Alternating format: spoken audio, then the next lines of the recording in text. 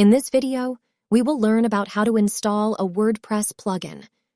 Unlike free plugins that are published in the WordPress directory and can be installed right from the dashboard, premium plugins require a few extra installation steps before you can start using them. First, we will learn how to download the plugin you have purchased.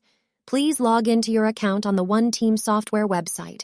Click on your name in the header of the website and choose Downloads. Choose the purchased plugin product you would like to install and hit the Download button. Save the file to a known location so you can easily find it later. Navigate to your WordPress admin dashboard and click the Plugins tab. Hit Add New button at the top of the page. Hit the Upload Plugin button at the top of the page. Hit Choose File button and choose a file you've downloaded earlier. Hit the Install Now button. Hit Activate Plugin button, then it is done.